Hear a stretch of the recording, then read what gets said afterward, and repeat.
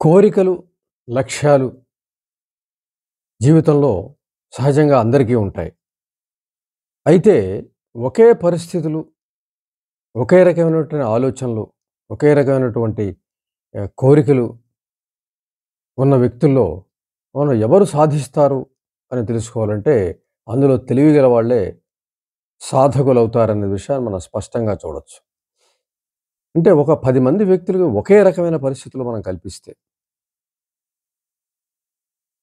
వారిలో ఒకే రకమైన మానసిక స్థితి ఉన్నట్లయితే, ఒకే రకమైన బాధ ఉన్నట్లయితే, ఒకే రకమైనటువంటి ఆవేదన ఉన్నట్లయితే, వాళ్ళందరికీ ఒకే రకమైన లక్ష్యం ఇచ్చినట్లయితే, అందులో ఫైనల్‌గా ఆ లక్ష్యాన్ని సాధించని వ్యక్తులు మనం చూసినట్లయితే, తెలివిగల వాళ్ళు ఆ లక్ష్యాల్ని చేరుకోవడం చూస్తాం. తెలివి తక్కువ వాళ్ళు ఆ లక్ష్యాల్ని చేరుకోలేకపోవడం మనం చూస్తాం. అంటే ఒకే రకమైన పరిస్థితులు, ఒక ఆర్థిక పరిస్థితులు గాని, ఇతరత్ర ఏవైనా పరిస్థితులుండి, ఒకే రకమైన బాధలు పడుతున్న వ్యక్తుల్లో, వాళ్ళలో వచ్చిన ఆలోచన క్రమాన్ని మనం గణన చేసినట్లయితే తెలివిగల వాడికి పుట్టే లక్ష్యాలు, తెలివి తక్కువ వాడి పుట్టే లక్ష్యాలు పెద్దగా తేడా లేకపోయినప్పటికీ, తెలివిగలవాడు సాధకుడుగా మిగలడం, తెలివి తక్కువవాడు సాధకుడు కాలేకపోవడం మనం గమనించగలం. అంటే సాధారణంగా తెలివిగలవాడి వాడు సాధించిన తర్వాత సాధించిన క్రమాన్ని మనం వాడి జ వాడి అనుభవాన్ని మనం చదివినట్లయితే చాలా వరకు పరిస్థితులు అందరికీ ఉన్నట్టుగా అనిపిస్తాయి. ఈ రకమైన పరిస్థితులు నాకు ఉన్నాయే, ఈ రకంగా నేను బాధపడ్డానే, అంత దారిద్ర్యాన్ని నేను అనుభవించాను, అంత తపన నేను అనుభవించాను, అంత ప్రయత్నం చేద్దామని అనుకున్నాను. ఈ రకమైనటువంటి సమానత్వం కొన్ని చోట్ల కనిపిస్తుంది. కానీ ఫైనల్‌గా సాధించలేకపోవడం తెలివి తక్కువవాడి ఆహ్, భవిష్యత్తయితే, సాధించడం తెలివిగలవాడి భవిష్యత్తవుతుంది. చాలా విషయాల్లో మనం ఈ విషయాన్ని గమనించొచ్చు. అంచేత ఒకే రకమైన అనుభవం, ఒకే రకమైన ఆర్థిక పరిస్థితి, ఒకే రకమైనటువంటి మిగిలిన అన్ని పరిస్థితులు ఉన్నప్పటికీ కూడా, తెలివి అనేది ఇక్కడ సాధకుడికి సాధించి పెట్టే విషయంగా మనం తెలుసుకుంటాం. అలాగే ఒకే రకమైన పరిస్థితిలో ఉండి, ఆ ప్రయత్నాలు కొనసాగిస్తున్నా కూడా చివరికి సాధించలేకపోవడం అనేది తెలివి తక్కువవాడు మనం చూడొచ్చు. అంటే ఇక్కడ పరిస్థితులు ఎలా ఉన్నా, ఒకే రకమైన పరిస్థితులు ఉన్నప్పటికీ కూడా ఫైనల్‌గా సాధించే వ్యక్తి తెలివిగలవాడవుతాడు. సాధించలేని వ్యక్తి తెలివి తక్కువవాడవుతాడు. అంటే ఇక్కడ పరిస్థితుల్లో సమానత్వం ఉన్నప్పటికీ కూడా సాధన అనే విషయంలో తెలివిగల వాడికి ముందు చేయూతుంది. తెలివి తక్కువ వాడికి వెనకబడిపోయే పరిస్థితి మనం గమనిస్తూ ఉన్నాం. అంటే పరిస్థితులు, ఆర్థిక పరిస్థితులు, సామాజిక పరిస్థితులు ఇవి ఏవైనప్పటికీ కూడా తెలివిగలవాడు ముందుండడం, తెలివి తక్కువవాడు వెనకబడడం మనం చూస్తాం. అంటే ఏదైనా సాధించడానికి తెలివితేటలే ముఖ్యమైన విషయాన్ని మనం ఇక్కడ గ్రహించాలి. అంటే తెలివిగలవాడి కోరిక తీరుతోందిక్కడ. తెలివి తక్కువ వాడి కోరిక అలా మిగిలిపోతోంది. వాడు ఫైనల్‌గా సాధించలేకపోతున్నాడు. కారణం ఏమిటంటే వాడు తెలివి తక్కువతనం. ఒకే రకమైన పరిస్థితులు ఉన్నప్పటికి కూడా. విజేత యొక్క విజయగాథను మనం చదువుతున్నప్పుడు, అరే! ఈ పరిస్థితులు నేను ఎదుర్కొన్నానే. అతను చెప్పిన విషయాలన్నీ నాకు బాగా సరిపోతున్నాయే. నేను అదే రకమైన పరిస్థితిలో ఉన్నా. నేను అలాగే ఆలోచించా.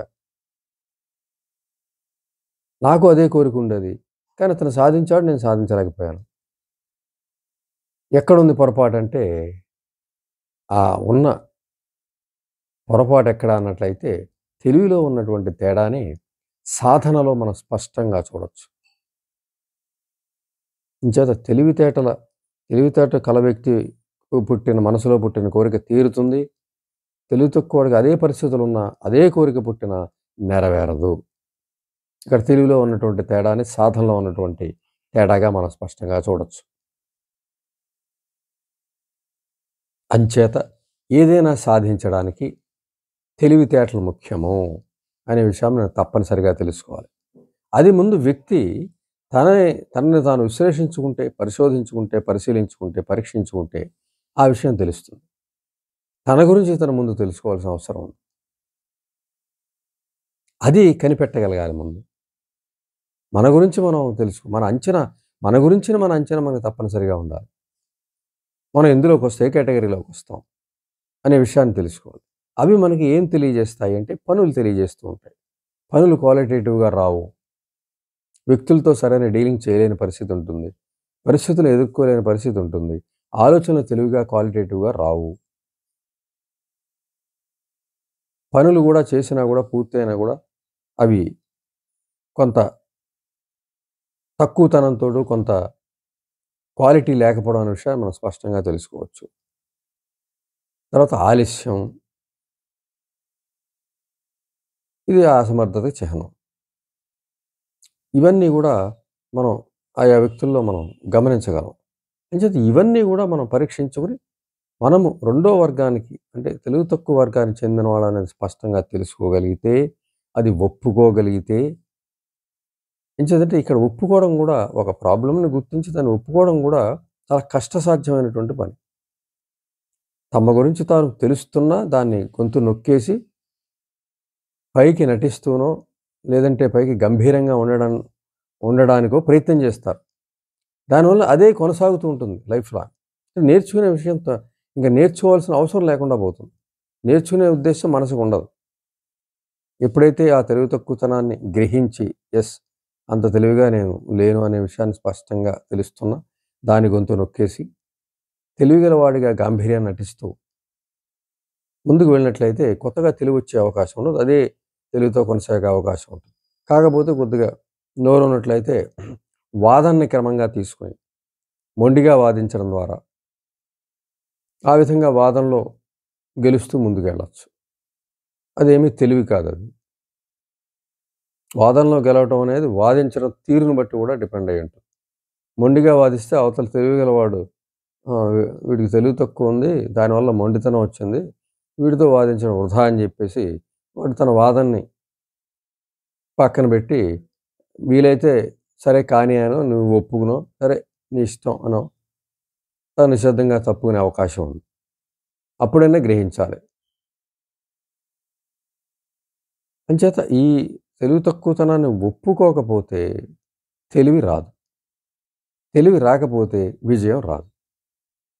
ఒకే అనుభవం ఉన్నప్పటికీ కూడా విజయం రాకపోవడానికి ప్రధాన కారణం తెలివి అనే విషయాల్లో తేడా కాబట్టి దాన్ని పెంచుకోవడానికి ప్రయత్నం చేయాలి. ముందు అది ఒప్పుకోవాలి. ఒప్పుకోగలిగితే తెలివి పెరిగే అవకాశం ఉంటుంది. తెలుస్తున్నా కూడా ఒప్పుకోకపోవడం, మొండితనాన్ని పెంచుకోవడం, అడ్డదిడ్డంగా వాదించడం పెంచుకోవడం, ఇవి చేయటం వల్ల ఆ తెలివితేటలు తిరోగమనంలో తగ్గిపోతూ ఉంటాయి క్రమక్రమంగా. ఈ వాదనలో నీకొచ్చే లాభం ఏమిటి అంటే, నువ్వు ఒక సమాజానికి దూరంగా ఉంటావు.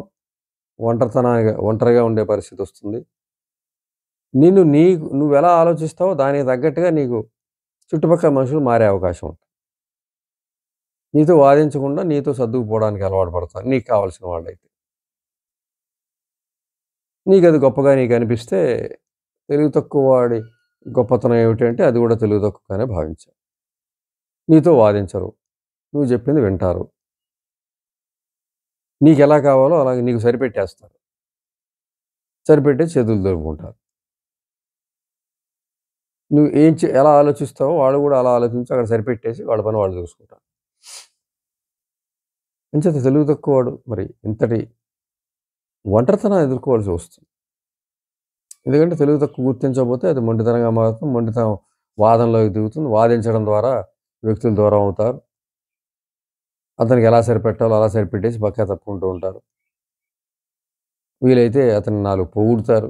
ఆహా! ఏం తెలివిరానిదని. అంటే తెలివి తక్కువతనాన్నే పొగుడుతారు. ఆ! బావుంది. కానీ అనేసి అక్కడ వదిలించుకోవడం ముఖ్యం. లేదా వాడు మళ్ళీ వాదిస్తాడు వాడు. వాడు తెలివి తక్కువగా నిర్ణయం తీసుకున్నాడని తెలిసినా కూడా వాడు వాదన భరించలేక అదే కానీ అలా కానిచ్చేయి అయితే. అలా చేసేయి అని అక్కడితో కార్యక్రమం ముగించేస్తారు. అంచేత ఇంతటి ఆహ్, బాధల్ని కూడా కష్టాలను కూడా సృష్టించే అవకాశం తెలివి తక్కువ వాడికి ఉంది కాబట్టి దాన్ని ముందు వదిలించుకోవడానికి ప్రయత్నం చేయాలి. ముందు దానికి ఒప్పుకోవాలి. ఒప్పుకుంటే తెలివిగా మారే అవకాశం ఉంటుంది. అప్పుడు తెలివిగా ఆలోచనలొచ్చే అవకాశం ఉంటుంది. విజేతగా నిలిచే అవకాశం ఉంటుంది. లేకపోతే ఎప్పటికీ విజయం రాదు. తన పరిధిలోనే మిగిలిన వాళ్ళు వదిలేసే పరిస్థితి తను ఎలా ఉన్న స్థితిలో అలా ఉండే పరిస్థితే ఉంటుంది. కాబట్టి తెలివిని పెంచుకునే విధానాలు తప్పనిసరిగా స్వీకరించి, దానికి తగ్గట్టు మనం ప్రవర్తించాలి. తెలివిని పెంచుకోవడానికి వ్యక్తుల దగ్గర వ్యక్తుల దగ్గర తిరుగుతూ ఉండాలి. వ్యక్తుల్ని చదువుతూ ఉండాలి. ఇతరులు చేసే పనుల్ని పరిశోధించాలి. అందులో ఏది మనకి సరిపోతుంది, మన తెలివిని పెంచుకొని ఏది ఉపయోగపడుతుంది గ్రహించి దాన్ని ఇతరుల అనుభవాల నుంచి మనం గ్రహించాలి. దాన్ని మనకి తగ్గట్టుగా మలుచుకుని తెలివిగా ఉండేలా ప్రవర్తించాలి. కథలు చదవాలి. తెలివిని పెంచే కథలు చదవాలి. 'అక్బర్ బీర్బల్' కథలనగా, 'నజీరుద్దీన్ షా' కథలనగా, 'తెనాలి రామకృష్ణ' కథలుగా, 'భేతాళ' కథలనగా ఇవి చదువుతూ ఉండాలి.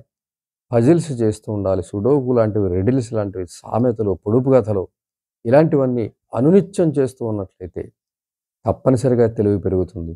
అసలు తెలివి తక్కువ వాడినని గ్రహించి ఆ సమస్యని పోగొట్టుకోవడానికి మనసా వాచా కర్మణ ప్రయత్నిస్తే, ఆ ప్రయత్నంలో ఇవన్నీ గూడా పరిగణలో తీసుకొని అవన్నీ చేస్తూ, కథలు చదువుతూ, పజిల్స్ లాంటివి చేస్తూ, తెలివిని పెంచుకునే అవకాశం ఎక్కడుందో తెలుసుకుంటూ ముందుకు వెళ్ళటం ద్వారా తెలివిని పెంచుకున్నట్లయితే అప్పుడు నువ్వు అనుకున్న పని నెరవేరుతుంది. నీ కోరిక నెరవేరుతుంది. నువ్వు విజేతగా నిలుస్తావు.